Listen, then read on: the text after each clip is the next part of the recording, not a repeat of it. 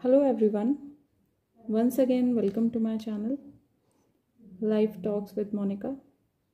आज हम बात करने वाले हैं पोस्ट ऑप इंस्ट्रक्शंस की, जो कि दांत निकालने के बाद पेशेंट को दी जाती हैं।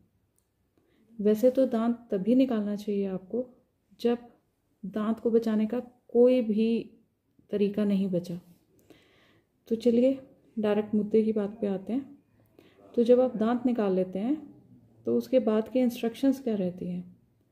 तो फर्स्ट इंस्ट्रक्शन रहती है, जब भी हम दांत निकालते हैं वहाँ पे हम आपको एक गॉज पीस या फिर एक कॉटन देते हैं, जो कि आपको चबाने को ज़ोर से प्रेशर के साथ दबाने को बोला जाता है।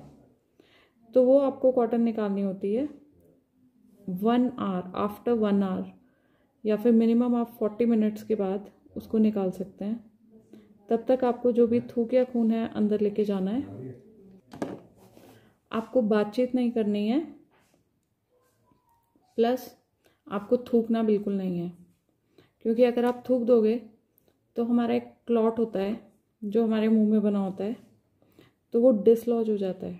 अगर वो डिसलॉज हो गया तो वहाँ से आपको ब्लीडिंग हो जानी है, और फिर आपको उसी ज़ख्म को, जो कि आराम से हील हो सकता था, उसकी हीलिंग में बहुत दिक्कत आ जाती है। तो सबसे पहले आपको यही चीज़ दिमाग में रखनी है, जब भी एक्सट्रैक्शन होती है तो जो भी हम आपको कॉटन या गॉज पीस स्पेशली हम बीटाडीन में डिप करके ज़ख्म वाली जगह पे रखने को देते हैं, उसको आपने 40 मिनट से 1 आवर तक आपने नहीं निकालना है।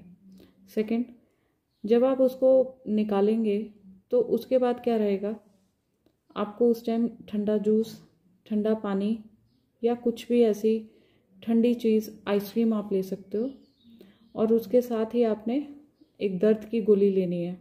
वो आपके डॉक्टर आपको प्रिस्क्राइब करेंगे, क्योंकि जो हम एनेस्थीसिया, लोकल एनेस्थीसिया जो हम पेशेंट्स को देते हैं, उसका असर मैक्सिमम हमारा 60 मिनट से 90 मिनट्स तक रहता है।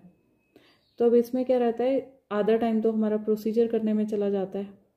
अगर आप सर्जिकल तरीके से एक्सट्रैक्शन करवा रहे हो, कई बार ऐसा हो जाता है कि सिंपली दांत नहीं निकल पाता है, हमें सर्जिकल तरीके से एक्सट्रैक्शन करना पड़ता है। तो आपको, जब आपके डॉक्टर ने कहा है कि इतने टाइम बाद आपको दवाई शुरू करनी है, तो आपको वो दवाई लेनी है, नहीं तो आपको पेन हो जाना है।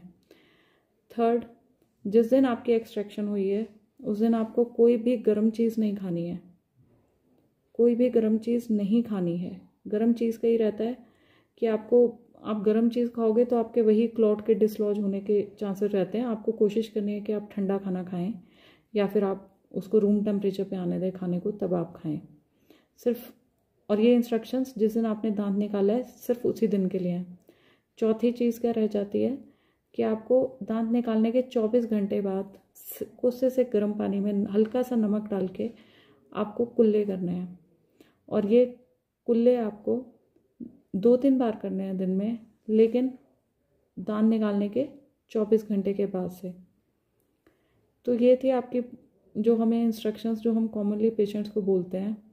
तो अगर कोई भी पेशेंट इन इंस्ट्रक्शंस को फॉलो कर लेता है तो वो आराम से दांत निकालने के बाद विदिन 3 to 5 डेज बहुत अच्छे से रिकवर कर जाता है, एंड उसका ज़ख्म भी आराम से भर जाता है।